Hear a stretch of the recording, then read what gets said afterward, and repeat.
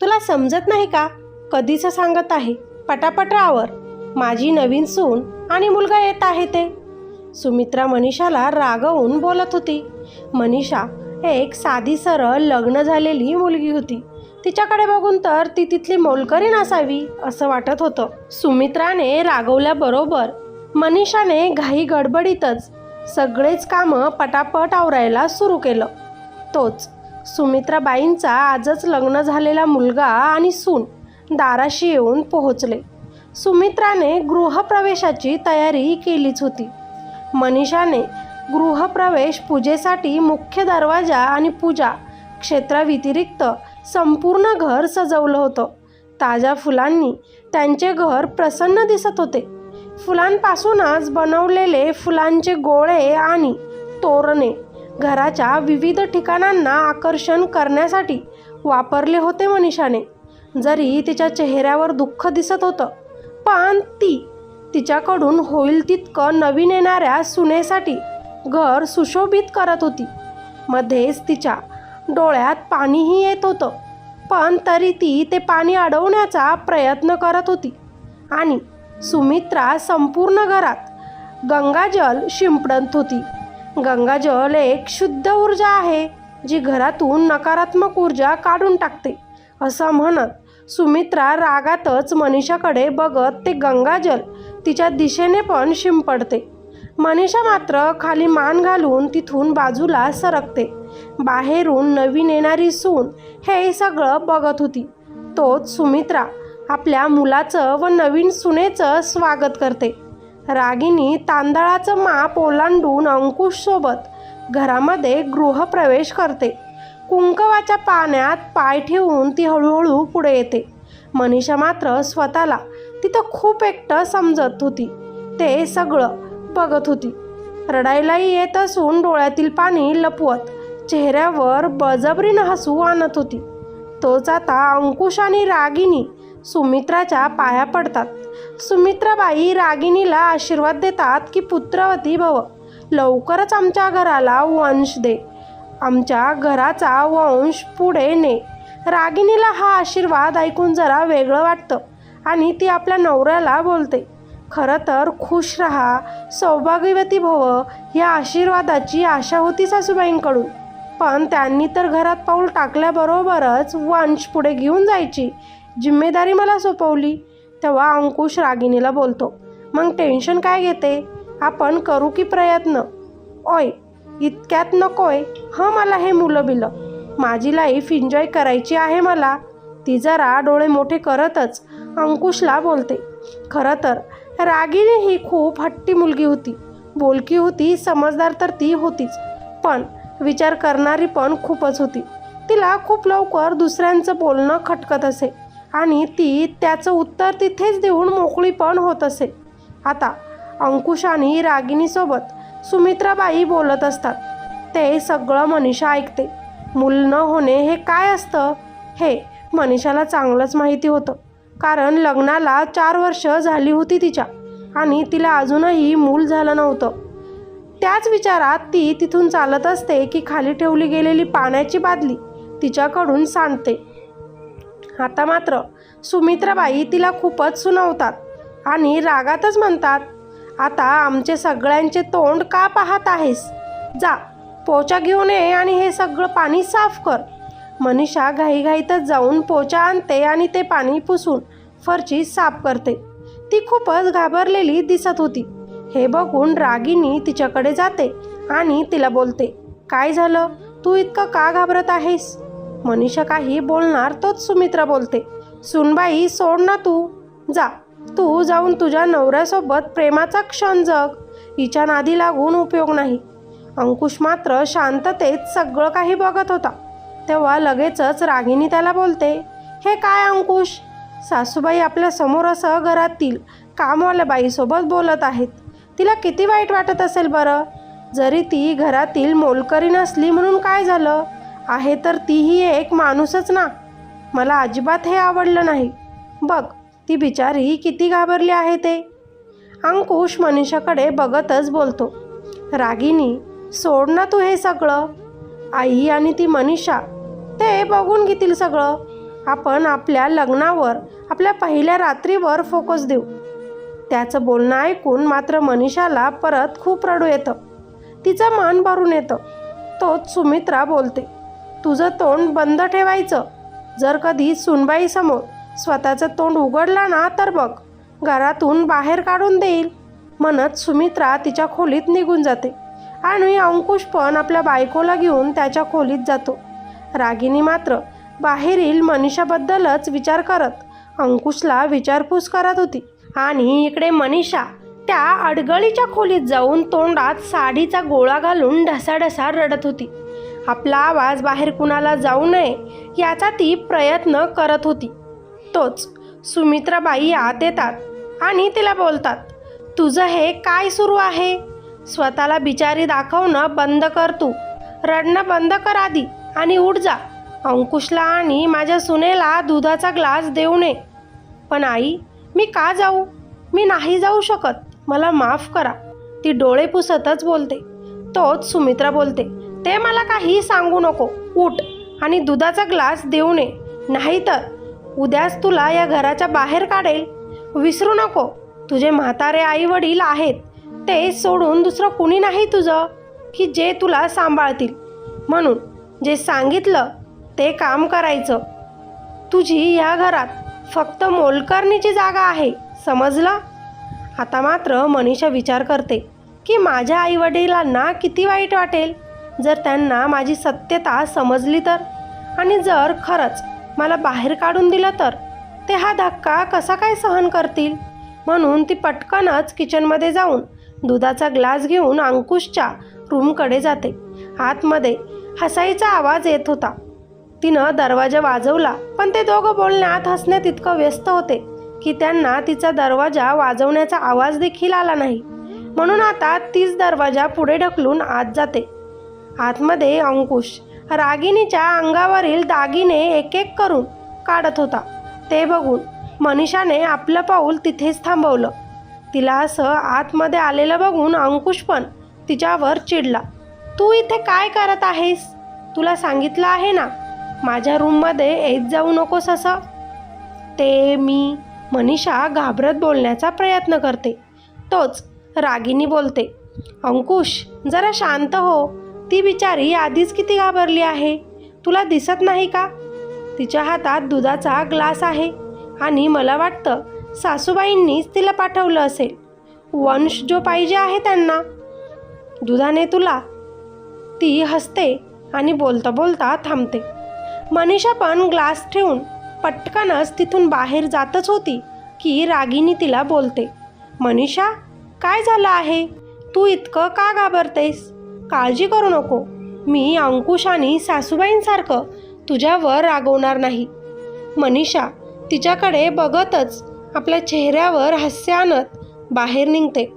तोच अंकुश बोलतो, आज नंतर खोलीत येताना विचारून येत जा आणि नाही आली तरी चालेल. मनीषा त्याच्याकडे एकटक बघते, जसं त्याचं आणि तिचं काहीतरी नातं आहे. तो तिला ओरडतो, काय झालं? आता बाहेर जाण्यासाठी मुहूर्त काढून आणू का? त्याच्या अशा बोलण्यानं तिचं मन दुखतं.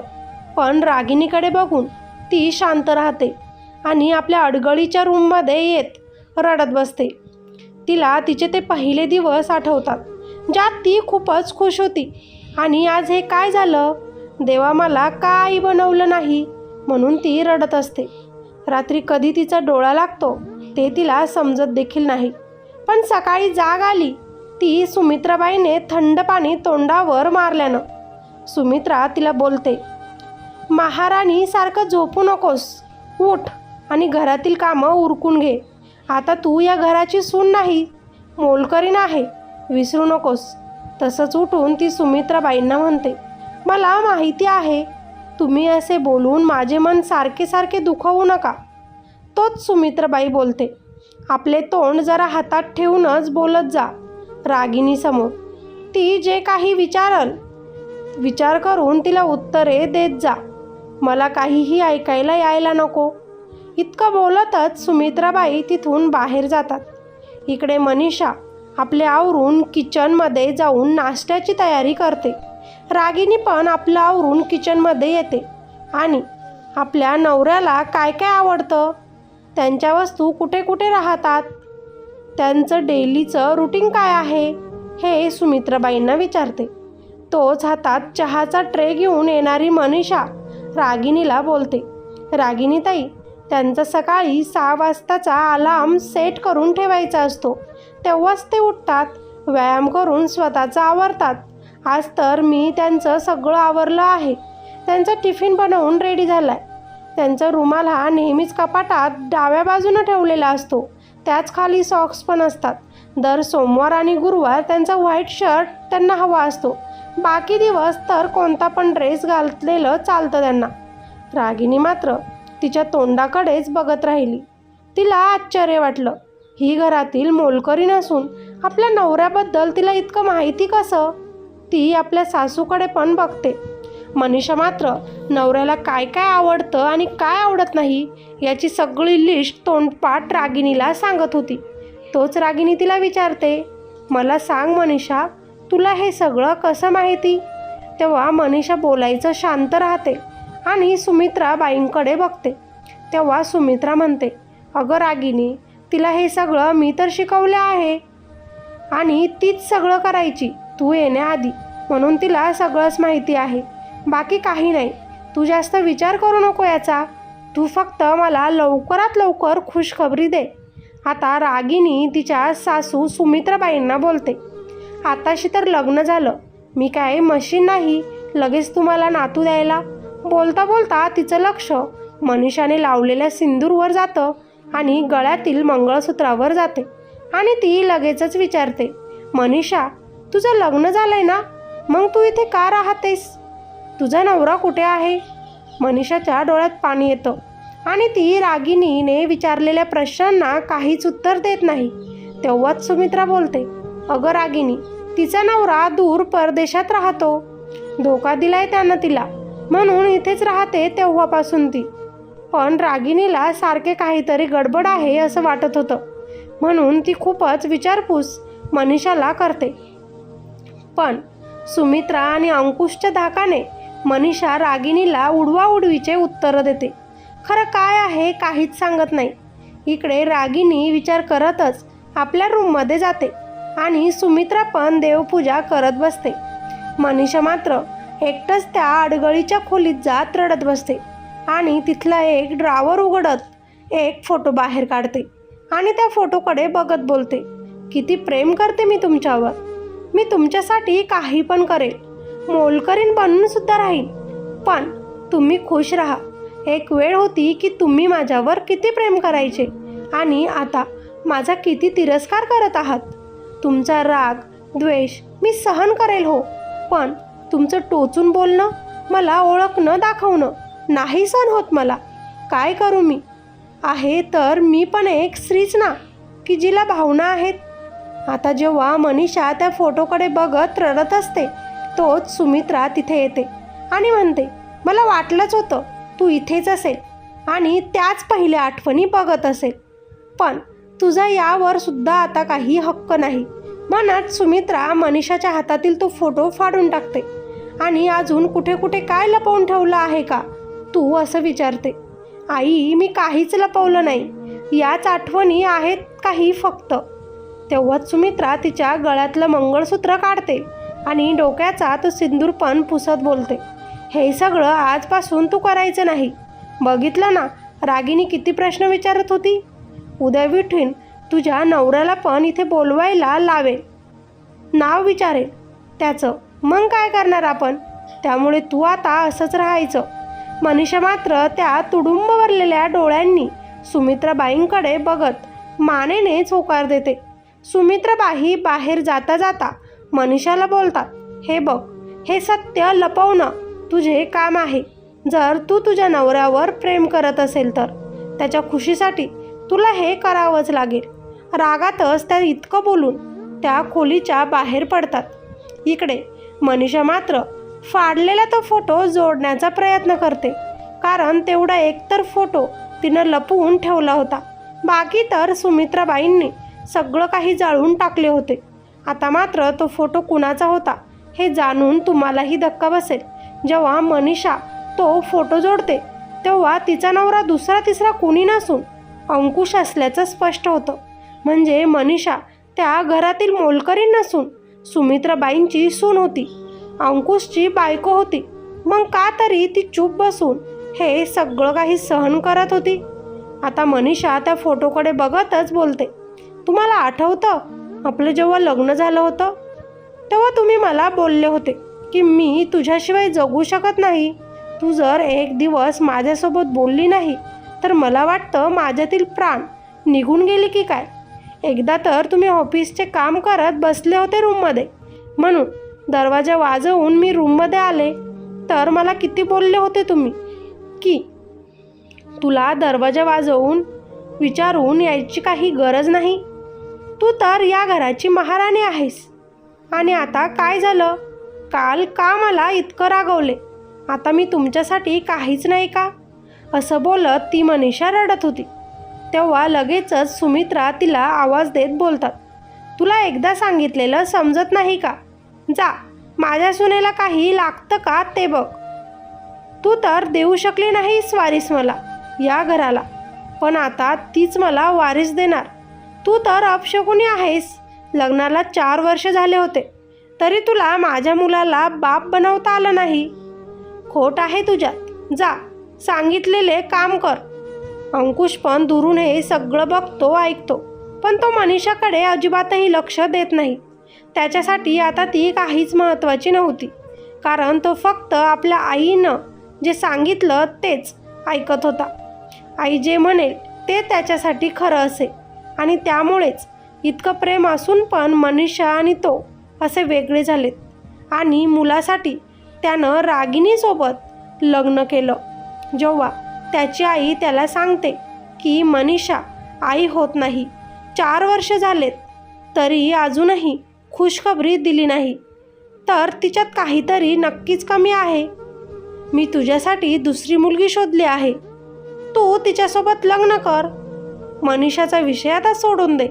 तेव्हा कसलाच विचार न करता त्यानं आपल्या आईचं ऐकलं. पण मनीषाच्या घरची परिस्थिती गरीब असल्यानं ती आपल्या आईवडिलांच्या घरी जाऊन त्यांच्यावर भार होऊ शकत नव्हती. म्हणून ती अंकुशला बोलते, मला घरातून बाहेर काढू नका. मी कुठे जाऊ? हवं तर मी इथेच अडगळीच्या खोलीत राहील. तुमची खुशी जर दुसरं लग्न करण्यात आहे ना, तर खुशाल तुम्ही दुसरं लग्न करा. मी अजिबातही अडथळा आणणार नाही. मला तर फक्त तुमच्या आसपास राहायचं आहे. तुमच्या होणाऱ्या मुलाला मी एक आया बनवून सांभाळेल. घरातील सगळे कामं मी करेन, पण मला असं घराच्या बाहेर काढू नका. पण सासू ऐकत नाही आणि तिला घराच्या बाहेर काढण्याचा प्रयत्न करते. पण मनीषा खूपच विनवणी करते, रडत असते. तेव्हा कुठेतरी अंकुशला तिची कीव येते आणि तो आपल्या आईला बोलतो की आई, तिला राहू दे ना घरातच. तितकंच तुला पण मदत होईल कामात आणि तुझ्या येणाऱ्या सुनेला पण हातभार लागेल. तेव्हा सुमित्रा आणि अंकुश सोबत निर्णय घेऊन तिला घरात मोलकरीण बनून राहावं लागेल असं सांगतात. आणि मनीषा पण त्यांचं ऐकते. तिला आवाज उठवता आला असता, तिला अंकुशला दुसरं लग्न केल्यावर जेलमध्ये पाठवता आलं असतं, पण तिचं त्याच्यावर खूप प्रेम होतं आणि तो पण आपल्यावर प्रेम करतो हे तिला वाटत होतं. फक्त आपण त्याला बाप बनण्याचं सुख दिलं नाही म्हणून तो नाराज आहे आपल्यावर. हा तिचा त्याच्याबद्दल असणारा गैरसमज होता. आणि त्याच गैरसमज आंधळ्या प्रेमासाठी ती त्याच घरात मोलकरीण बनून राहत होती. सुमित्रा आणि अंकुशने तर ही गोष्ट लग्न जमवताना रागिनी आणि तिच्या परिवारापासून पण लपवली होती. रागिनीला अंकुश आवडला आणि तिनं पण लग्नाला होकार दिला होता, पण त्याचं आधीच लग्न झालंय हे तिला पुढे जाऊन समजणार होतं. एक दिवस अंकुशचा मित्र राकेश हा अचानकच घरी आला आणि तेव्हाच मनीषा हॉलमध्ये काम करत होती. म्हणून तो, वहिनी कुठे आहे अंकुश, असं बोलला. तेव्हा मनीषा राकेशकडे बघून बोलते, अरे राकेश भाऊजी, कधी आलात तुम्ही? तोच राकेश काही बोलणार तर अंकुश आपल्या बायको रागिनीसोबत बाहेर आला आणि म्हणाला, अरे राकेश, ही तुझी रागिनी वहिनी. राकेशला काहीच समजेना. तो मात्र मनीषाकडे बघतच होता आणि अंकुशकडेही बघत होता. तोच राकेश अंकुशला डोळ्यांनीच विचारतो. आता अंकुश त्याला मिठी मारतो आणि खूपच दिवस झालेत आपण भेटलो नव्हतो, बरं झालं आलास, असं बोलतो. पण रागिनी त्याला बोलते, तुम्ही तर अंकुशचे जवळचे मित्र आहात, मग लग्नाला का आले नाही?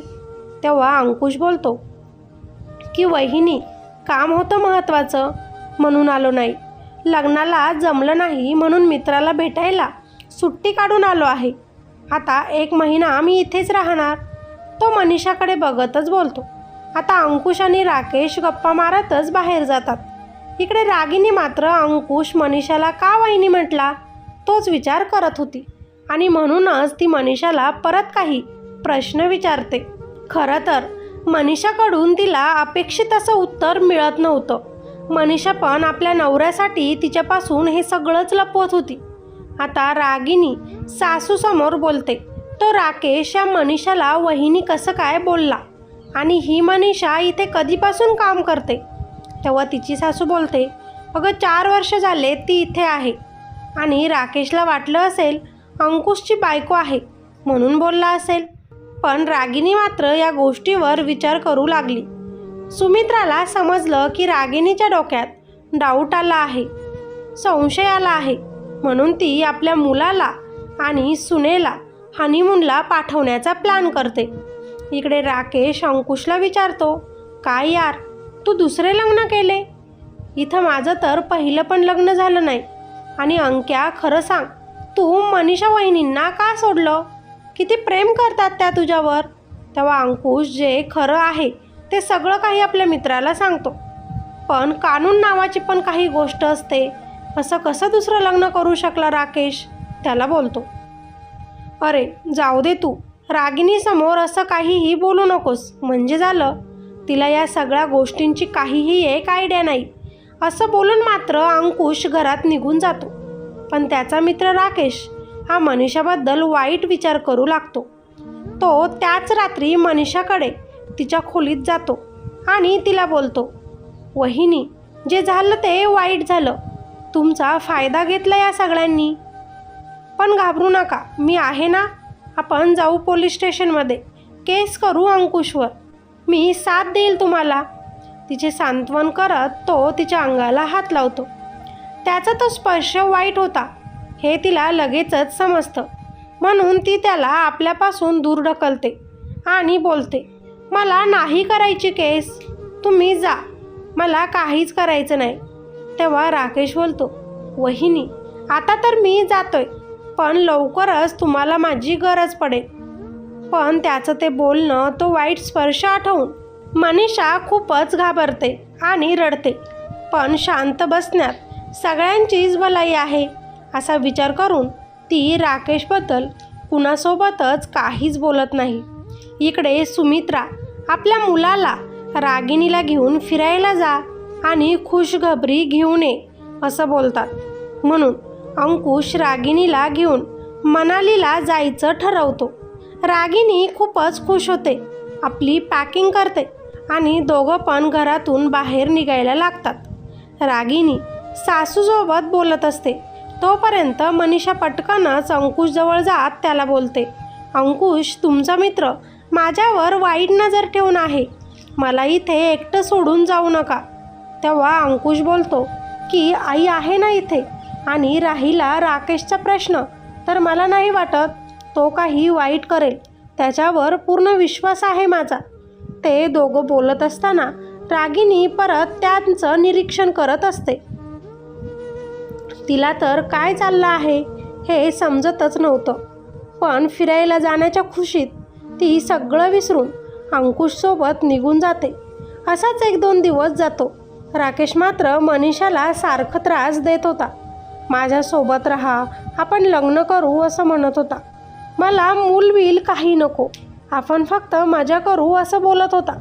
त्याच्या या बोलण्यानं ती घाबरली होती आणि म्हणूनच तिनं सुमित्राला सुद्धा याबद्दल सांगितलं. पण सुमित्राबाई बोलली, हे बघ, काहीही कर तिकडे, आता आम्हाला त्याचं काहीही करायचं नाही. आता मात्र मनीषा पूर्णच एकटी पडली. तो राकेश कधी पण तिच्यावर तुटून पडेल असंच तिला वाटत होतं. म्हणून ती खूपच घाबरून राहत होती. पण त्या नराधमाने त्या रात्री तिचा फायदा घेतलाच. ती नाही नको बोलत होती, पण राकेशनं काही न ऐकता तिच्यावर बळजबरी करायला सुरू केलं. ती आई सासूबाई सारखं नाव घेऊन ओरडत होती, पण सुमित्राने न ऐकल्यासारखं केलं. आणि इकडे तिच्यावर राकेशने. आता मात्र ती पूर्णच तुटली. तो तिचा फायदा घेत होता आणि ती शांत पडून तिच्या नशिबाला कोसत होती. त्याच दुपारी रागिनी रागातच घरात येते आणि तिच्या पाठोपाठ अंकुश पण येतो. त्यांना दोघांना असं येताना बघून सुमित्राबाई त्यांना विचारतात, तुम्ही तर अजून 5 दिवसांनी येणार होते ना, मग इतक्या लवकर का आलात? तेव्हा रागिनी बोलते, तिथे तर आम्ही फक्त रूममध्ये झोपायलाच गेलो होतो ना. तुमच्या मुलाला बाहेर फिरण्यात अजिबातही इंटरेस्ट नव्हता. त्याला फक्त रोमांस करायचा होता. त्याला फक्त मूल पाहिजे हेच त्याच्या तोंडून येत होतं. म्हणजे मी काय गरोदर राहायला गेले नव्हते तिथं. मला तर एन्जॉय करायचं होतं. जर हेच सगळं करायचं होतं तर कशाला फिरायला नेलं मला त्यानं?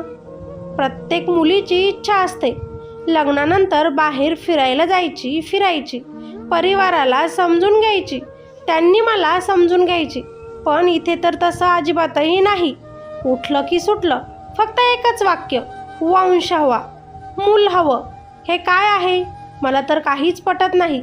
म्हणून मी तिथून निघून आले. आणि आता सासूबाई असंच चाललं तर मी इथून निघून जाईल घरी.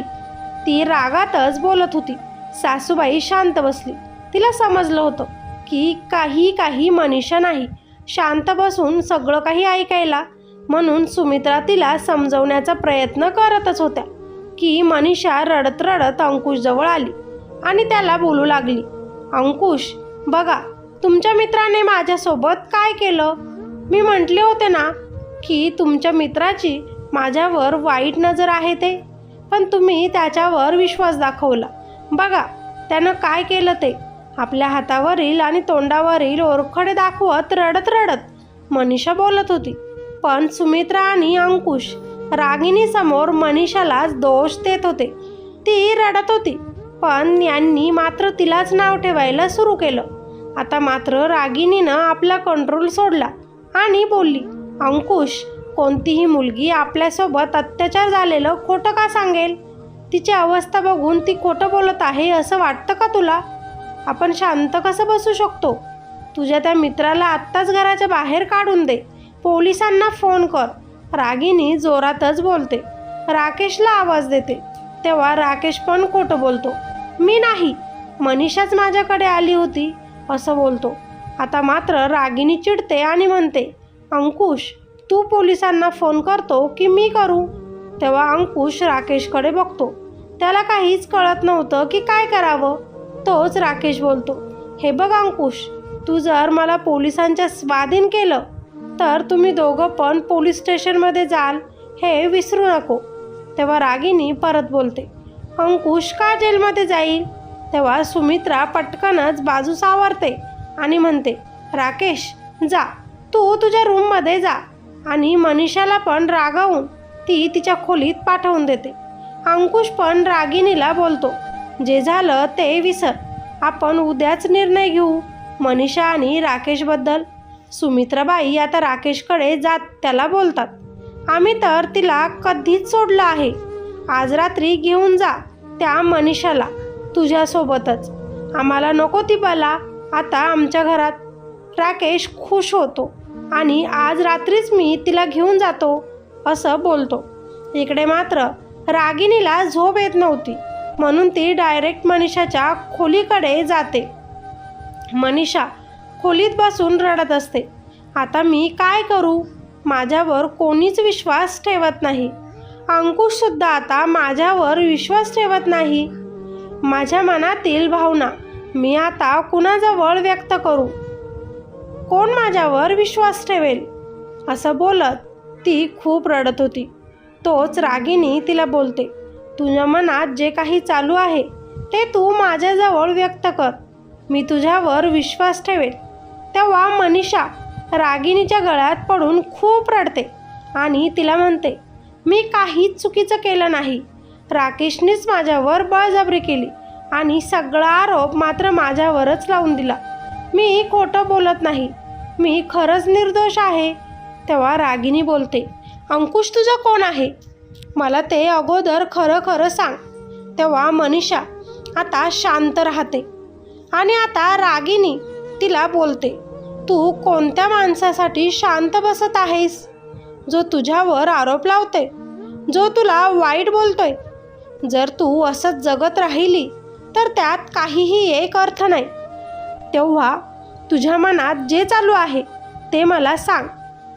कोण आहे अंकुश आणि सुमित्राबाई तुझी? तेव्हा मनीषा रडते आणि सांगते, अंकुश माझा नवरा आहे आणि सुमित्राबाई माझ्या सासू. माझ्या लग्नाला 4 वर्ष झाले. मला मूल बाळ झालं नाही म्हणून सासूबाईंनी मला घरातून बाहेर काढण्याचा निर्णय घेतला आणि अंकुशचं दुसरं लग्न तुमच्यासोबत लावून द्यायचं असं ठरवलं. मी गरीब घरातील एक साधी सिंपल मुलगी आहे. मला मात्र फक्त अंकुशचं प्रेम हवं आहे. जरी तो तुमच्यासोबत खुश असला तरी माझ्या डोळ्यांसमोर तो आहे असं बघूनच मी खूपच खुश असते. आता मात्र मनीषाचं बोलणं ऐकून रागिनीला खूपच मोठा धक्का बसला. तिलाही धोका देण्यात आला होता हे तिला वाटलं. पहिलं लग्न झालेलं असून सुद्धा फक्त मुलासाठी रागिनीसोबत लग्न करण्यात आलं होतं. म्हणजे ही एक खूप मोठी फसवणूक तिच्या आणि तिच्या परिवारासोबत झाल्याचं तिला समजलं होतं. आणि येताना तिनं आपल्या सासूची आणि राकेशचं सुद्धा बोलणं ऐकलं होतं. तेव्हा ती मनीषाला बोलते, तू यांचा अत्याचार कसं काय सहन करत होतीस? तू शांत बसायला नको होतं. जरी तो तुझा नवरा असला म्हणून काय झालं? आपण एक स्त्री आहोत, आपल्यालाही मन असतं. तू हे सहन करायला अजिबात नको होतं. सारखं सारखं रागिनी मनीषाला हेच बोलत होती. आणि बाहेर तुझ्याबद्दल काय बोलणं चालू आहे हे पण ती सांगत होती. तुला इथून बाहेर घेऊन जाण्याचा प्लॅन चालू आहे आणि मी तर आता इथे राहू शकत नाही. हे सगळं मला समजल्यावर मग तुला काय करायचं? तुझ्या नवऱ्यावर आणि सासूवर केस करायची की त्या राकेशसोबत इथून बाहेर पडायचं आणि त्याचा अत्याचार सहन करायचा? आता हे सगळं तुझ्या हातात आहे. मी तर इथे एक क्षणही आता राहू शकणार नाही. कारण या घरामध्ये नवऱ्याला आणि सासूला फक्त आणि फक्त माझ्याकडून मुलाची आशा लागलेली आहे. पण जर मला मूल झालं नाही किंवा मला पहिली मुलगीच झाली तर हे परत तुझ्यासारखीच माझीही हाल करतील. त्यामुळे अशा कुटुंबात मी आता राहू शकत नाही. माझ्या घरची परिस्थिती अतिशय चांगली आहे. त्याच्यामुळे मी आत्ताची आत्ता इथून जात आहे. तुलासुद्धा माझ्यासोबत यायचं असेल तर मी इथून तुला घेऊन जाऊ शकते आणि तू जॉब करू शकते. तू तुझ्या पायावर उभी राहू शकतेस. काय करायचं असेल ते मला सांग. मनीषा खूपच विचार करते आणि रडते आणि मग रागिनीसोबत जायला ती तयार होते. कारण नवरा कसा आहे हे तिला आता चांगलंच समजलं होतं. आता रागिनी मनीषाला घेऊन पहिल्यांदी पोलीस स्टेशनमध्ये जाते आणि तिच्या सासरच्या कुटुंबियांवर धोकाधडीची केस लावते. अंकुशने पहिलं लग्न झालेलं असून दुसरं लग्न केलं म्हणून अंकुश आणि सुमित्राला पोलीस त्याच रात्री अटक करतात. मनीषा राकेशला सुद्धा आपल्यावर अत्याचार केला, बळजबरी केली, कसा त्रास दिला रोज हे पोलिसांना सांगते आणि राकेशला सुद्धा आता अटक होते. आता अंकुश, सुमित्रा आणि राकेश तिघंही जेलमध्ये आहेत. तिघांनीही मनीषाची खूपच माफी मागितली. रागिनीलाही समजावलं, पण मनीषा आणि रागिनी आता काहीही एक ऐकायच्या मनस्थितीमध्ये नव्हत्या. रागिनी मनीषाला आपल्यासोबतच आपल्या घरी घेऊन जाते. रागिनीची घरची परिस्थिती चांगली असल्यामुळे ती मनीषाला चांगल्या जॉबला लावून देते. मनीषा हळूहळू आता नॉर्मल झाली होती, स्वतःच्या पायावर उभी राहिली होती. आज तिच्या मनामध्ये अंकुश आणि त्याच्या घरच्यांबद्दल काहीही एक राहिलं नव्हतं ना. तिचा आता अंकुशवर प्रेम राहिलं होतं. मनीषा आजही रागिनीला आभार व्यक्त करते, कारण रागिनीमुळेच ती आवाज उठवू शकली होती आणि रागिनीमुळेच ती न डगमगता न घाबरता अंकुश आणि सुमित्रासारख्या बाईला जेलमध्ये पोहोचवू शकली होती. रागिनी तिच्या आयुष्यात आता पुढे गेली होती. एक चांगलं जीवन ती जगत होती आणि मनीषासुद्धा स्वतःच्या पायावर उभं राहून आपल्या गरीब आईवडिलांचा आधार बनली होती आणि आता ती अन्यायाविरुद्ध लढायला पण शिकली होती. मित्र आणि मैत्रिणींनो, या गोष्टीचं तात्पर्य मूल पाहिजे, वंश पाहिजे, मुलगी नको हे सारखं सारखं आपल्या सुनेला बोलू नये, कारण ते फक्त देवाच्या हातात असतं कुणाला मूल द्यायचं किंवा नाही. मूल होत नसेल तर यावर पर्याय म्हणून आपण मूल दत्तकही घेऊ शकतो. जर लग्नाला जास्त वर्ष झाले तरीही मूल होऊ शकत नाही तर फक्त त्या बायकोतच दोष आहे असं नसतं. कधीकधी नवऱ्यातही दोष असू शकतो. ते नक्कीच डॉक्टरांकडे जाऊन बघावं. पहिलं लग्न झालेलं असताना दुसरे लग्न करणं हा गुन्हा असतो.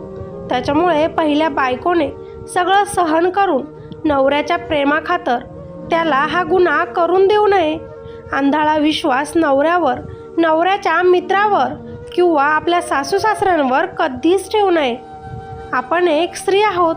अन्यायाविरुद्ध लढायला नक्कीच शिकावं. ही स्टोरी आवडली असेल तर लाईक करायला विसरू नका. कॉमेंट करून नक्कीच सांगा, खरंच आजही असं होत असतं का? मुलांसाठी दुसरे लग्न. चॅनेलवर नवीन असाल तर माझ्या चॅनेलला सबस्क्राईब नक्कीच करा, जेणेकरून मी जेव्हाही नवीन व्हिडिओ टाकेल सगळ्यात अगोदर नोटिफिकेशन तुम्हाला मिळेल. भेटूया अशाच एका नवीन आणि इंटरेस्टिंग स्टोरीमध्ये. तोपर्यंत धन्यवाद.